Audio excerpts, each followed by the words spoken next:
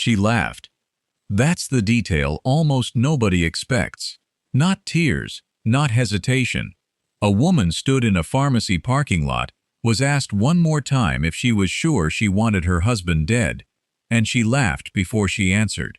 20 minutes later, police would stage an entire crime scene. Yellow tape, squad cars, a husband hidden 2 blocks away, very much alive, watching his own murder investigation unfold from a distance. And somewhere in Boynton Beach, Florida, a camera crew from a reality TV show was already rolling, capturing the exact moment a bride found out her husband was dead. Except he wasn't, and she didn't know that yet. This is the story of Dalia and Michael Dippolito. And the central mystery isn't who was behind the murder plot. We already know that. The recordings settled that question a long time ago. The real question, the one that keeps this case alive more than 15 years later, is how a newlywed, 6 months into her marriage, ended up trying to hire a hitman, how investigators managed to stop her before anyone was hurt, and why it would take 3 separate trials, a reversed conviction, and a deadlocked jury, spread across 8 years, before the case was finally settled for good. Boynton Beach sits along Florida's southeastern coast, one of a string of towns between West Palm Beach and Fort Lauderdale, the kind of place with palm-lined streets, gated townhome communities, and a police department that, on an ordinary week, handles ordinary crime. In 2009, this was not going to be an ordinary week. Michael and Dalia met in Boynton Beach in 2008. Michael had first hired Dalia through an escort service, but he quickly fell for her and divorced his then-wife. Days after the divorce was finalized, they married. That was February 2009. Both of them carried complicated histories. Michael was a convicted former con man, released on probation about 5 years before meeting Dalia. He had a prior fraud conviction tied to a foreign currency scheme that targeted elderly investors, and he owed close to $200,000 in restitution. The marriage was financially tangled almost from the beginning. Michael had bought their Boynton Beach townhome in January 2009 for $225,000 and added Dalia's name to the deed just a month later, right before the wedding. By the time investigators got involved, prosecutors would argue that money was at the center of everything. Control of the townhouse, access to her husband's savings. In divorce filings that came later, Michael claimed Dalia had talked him into giving her $240,000, supposedly meant to pay off his restitution debt, money he said was never actually used for that purpose. The relationship reportedly soured within months, and according to Michael's own testimony years later, it soured badly. At trial in 2017, Michael testified that Dalia had stolen money from him, that she had tried to get his probation revoked by planting drugs in his truck, and that she had spiked his iced tea with antifreeze in an attempt to kill him. These were his sworn claims on the stand, not independently charged crimes, but they painted a picture, in his account, of a marriage that had turned dangerous long before the murder-for-hire plot itself. A second deed, one that would have put the home solely in Dalia's name, was signed in July 2009. It was never officially recorded. And through this period, Dalia was maintaining a relationship with a man named Mohammed Shahade, someone she would eventually turn to for help finding a hitman. By the summer of 2009, 6 months into the marriage, whatever had drawn Michael and Dalia together appeared to have curdled into something else entirely.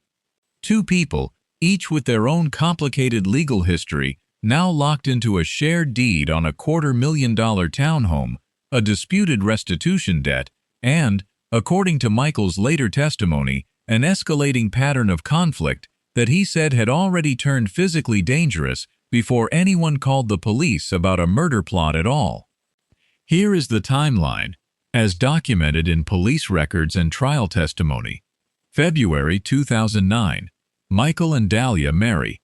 Early July 2009. An unrecorded deed is signed that would have transferred the townhome solely into Dalia's name.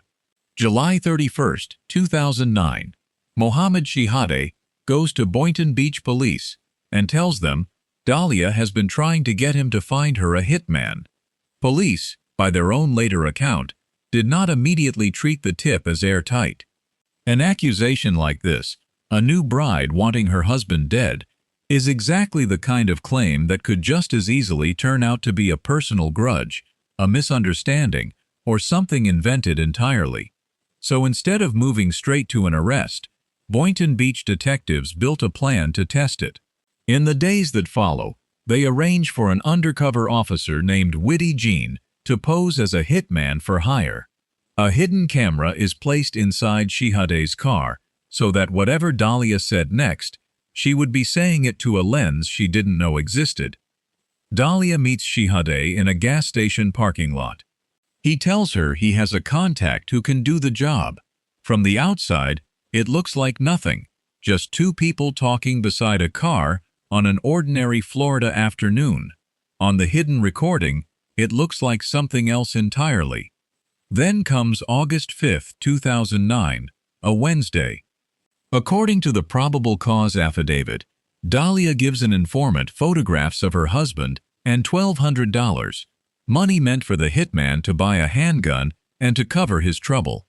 On one of the hidden camera recordings, prosecutors would later say, Dalia is heard offering the undercover officer, Witty Jean, $7,000 to carry out the killing. And on that same recording, she offers an alternative plan entirely. Kill Michael outside a bank, right after he withdraws $10,000 in cash. That way, she suggested, the officer could simply take the money as his payment and disappear. She offers to build herself an alibi. She details her husband's daily schedule. That same day, the undercover officer meets her in a pharmacy parking lot. He asks if she's sure she wants her husband killed. She laughs. I will be very happy, she tells him. He asks again. I'm not going to change my mind, she says. I am 5,000% sure I want it done. When I set my mind to something, I get it done. That morning, police had already staged a fake crime scene outside the Dippolito townhome. Crime tape, multiple patrol cars, officers positioned exactly as they would be at a genuine homicide scene.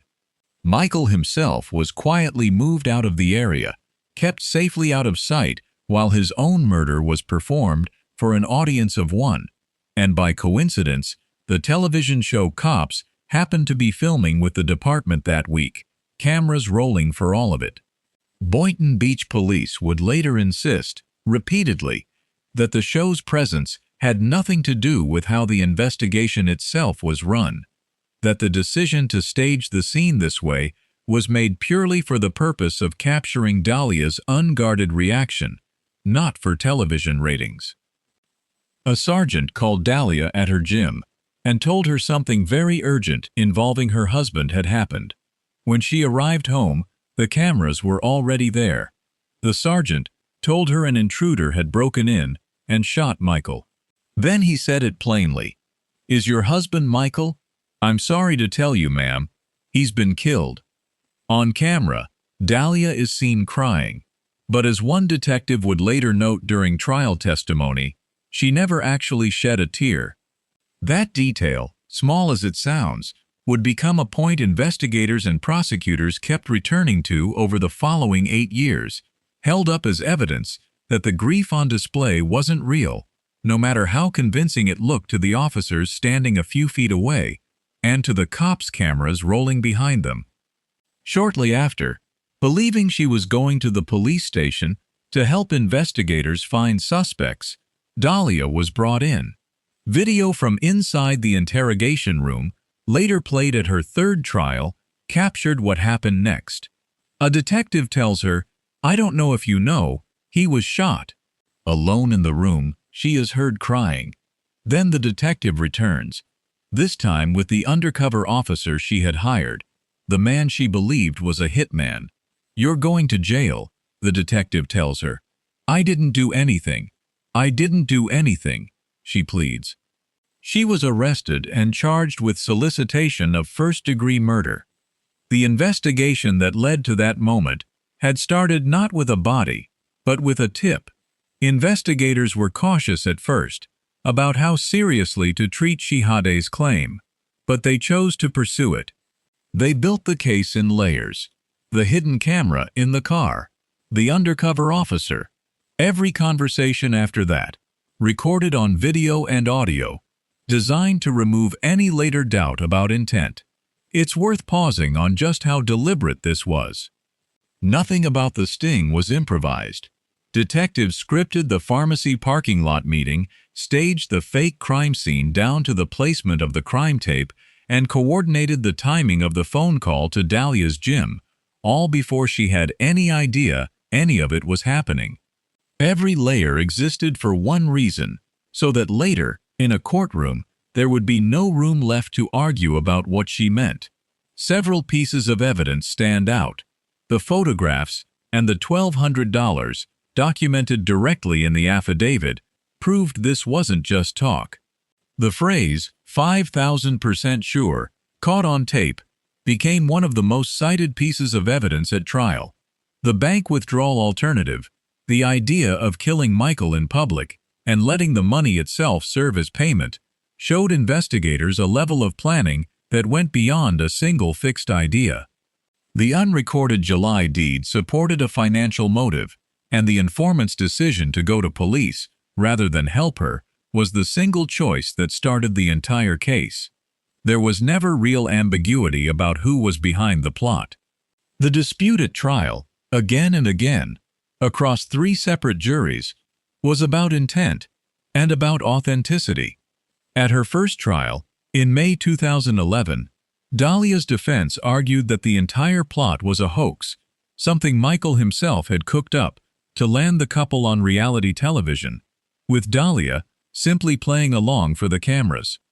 To support that theory, her attorneys called a reality TV expert named Sarah Coyne, who testified about how far people will go for fame, and a digital forensics analyst named Carol Payton, who told the jury that Dippolito had searched the internet for phrases like reality shows auditioning in Florida and VH1 castings, roughly 3 months before the sting took place. Prosecutors, in that first trial, needed only to play the recordings and let the jury draw their own conclusions. Against a defense built on internet search history and an expert witness's theory about the lengths people go to for fame, the recorded voice of a woman calmly discussing gun money, an alibi, and a getaway plan proved far more persuasive. The jury did not buy it. They convicted her in just 3 hours. She was sentenced to 20 years in prison. It looked, at that point, like the case was closed. Then it wasn't.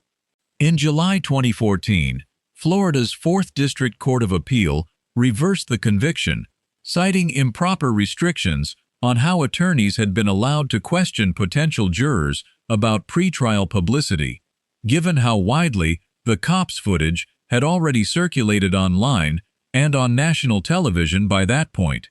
In practical terms, the appellate court found that the trial judge had not given defense attorneys enough room during jury selection to properly screen out potential jurors who had already formed an opinion from watching the viral video before ever setting foot in a courtroom. It wasn't a ruling about her guilt or innocence at all. It was a ruling about process, about whether the trial itself had been conducted fairly, given how famous this footage had already become. The case that made her infamous was the same case that kept unraveling in court. With the first conviction gone, prosecutors had to build the case again, this time facing a jury pool that had already seen the footage everywhere. A second trial took place in the fall of 2016. This time, Dalia's new lead attorney, Brian Claypool, took a far more aggressive approach, attacking the Boynton Beach Police Department itself. He called the investigation evil, manipulative, corrupt, self-serving. He argued that Shihade had originally told detectives that Dalia was a victim of domestic abuse, and that police could have handled the situation with something as simple as a phone call. Instead, Claypool argued, detectives escalated the case specifically to impress the producers of Cops, who were arriving in town that same week to film with the department. He criticized investigators for failing to record dozens of phone calls and a key early meeting between Shihade and Dalia, suggesting those unrecorded conversations would have shown her being pressured into the plan rather than pursuing it on her own. Prosecutors, for their part, leaned entirely on the hidden camera recordings. In her closing argument, prosecutor Laura Laurie told the jury that Dalia's tearless crying on camera had been a performance. It was an act, Laurie said. She was probably dancing inside. The jury didn't reach a verdict either way. After 9 hours of deliberation spread across 2 days, they came back deadlocked, 3-3. The judge declared a mistrial. During this period, while under house arrest awaiting whatever came next, Dalia became pregnant and gave birth to a son. His father was later identified as Robert Davis, a man with his own long criminal history involving aggravated battery. It's a detail that rarely makes it into shorter retellings of this case, but it underscores just how much of Dalia's life over this 8-year stretch was shaped by the legal system, one proceeding bleeding into the next, even as the original charge from 2009 still hadn't reached a final resolution. Boynton Beach Police Chief Matt Katz, addressing the mistrial publicly, repeated a statement he had used before, saying the department stood behind the principled work our detectives did on this investigation. State Attorney Dave Ehrenberg announced prosecutors would retry the case. There was no serious consideration, on either side, of simply letting it go. She thought the system had already failed twice, in different directions. A 20-year conviction, overturned. A retrial that ended in nothing at all. But prosecutors weren't finished, and a third trial was set for June 2017. This time, the state called its lead detective, Officer Alex Moreno, to walk the jury through the recordings in careful detail, including the footage from inside the interrogation room. Prosecutors also asked Moreno directly whether Cops had influenced how he ran the investigation. "They were never involved in my case at all," he told the jury. "I never even had any contact with them throughout my investigation." The defense pushed back hard on that claim during cross-examination, continuing to argue that the department's cooperation with the television crew had shaped decisions behind the scenes. Where the second trial had spent much of its energy litigating the conduct of the police department itself, the third trial narrowed back down to the core of the case: the recordings, the money, the words. Prosecutors walked the jury through the evidence methodically, this time with a lead detective who could speak to every stage of the operation directly, and with a defense that, despite its continued objections about Cops, could not offer jurors an alternative explanation for what was actually said on tape.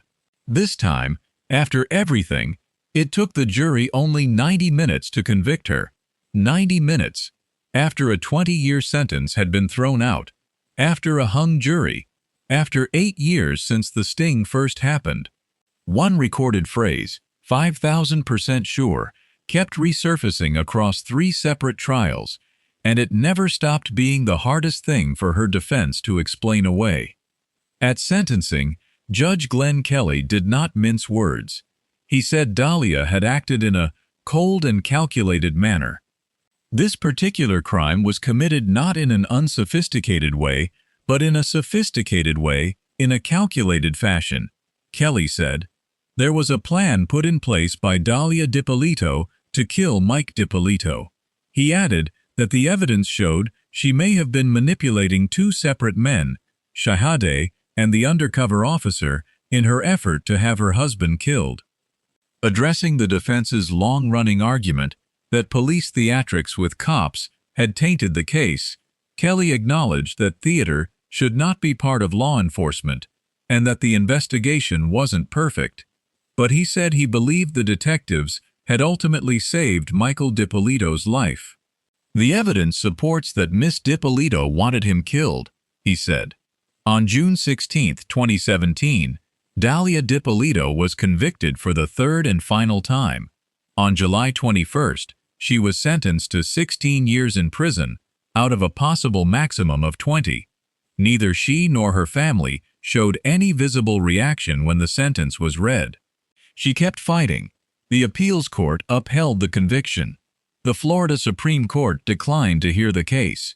She petitioned the United States Supreme Court. On February 24, 2020, that petition was denied without comment, closing any realistic path to overturning the verdict. As of the most recent public records, Dalia Dippolito remains incarcerated in a Florida State Correctional Facility, with an expected release around 2032. Her attorneys, over the years since sentencing, have continued to describe her as determined to eventually clear her name, though no court since 2017 has been persuaded to reopen the case. Michael Dippolito, for his part, has continued to speak publicly about the case in the years since, expressing disbelief, in various interviews, at how long the legal process dragged on before a conviction finally held. One more detail belongs in this story. Mohammed Shihadeh, the informant whose decision to go to police started this entire case, was found dead in his Florida apartment on October 24, 2021. Public reporting on the circumstances is limited, and this is included only as part of the documented timeline, not as a claim about cause. Go back to that pharmacy parking lot. To the laugh, to the words, 5,000% sure. It would have been easy to believe those words were theater, exactly like her defense argued, trial after trial, for 8 straight years. But 3 separate juries, hearing 3 separate versions of the same evidence, kept arriving at the same conclusion. It wasn't theater. It was a plan. What makes this case linger isn't a twist ending, because there wasn't one. Michael Dippolito walked away alive because an informant made a phone call, and because a police department decided to take a strange story seriously, even when they weren't sure, at first, whether to believe it. Consider, too, how differently this story could have ended. If Shihadeh had simply agreed to help her, if he had never walked into that police station on July 31, 2009, there would have been no undercover officer, no hidden camera, no staged crime scene, no video for cops to capture. There would have just been a plan, quietly carried out, and a husband who never saw it coming. Every dramatic beat in this story, the parking lot, the fake crime scene, the interrogation room, exists because one person, at one moment, decided not to look away. That's also, in its own way, what makes the 8 years that followed so unusual. This wasn't a case where new evidence kept surfacing or where investigators kept finding fresh leads. The evidence was essentially locked in place by August of 2009. What changed, trial after trial, was how that evidence was allowed to be presented, how jurors were questioned about what they'd already seen on the news, and how each side told the story of the same handful of recordings. A 20-year sentence, undone by a legal technicality about jury selection. A retrial, undone by 9 hours of disagreement in a jury room. And then, finally, a third jury that needed less time to reach a verdict than it takes to watch this video. The most important clue in this entire case was never a piece of forensic evidence. It was a choice. Mohammed Shihadeh's choice to say something, instead of staying quiet. For more carefully researched crime stories, subscribe to Iron Dawn Studio.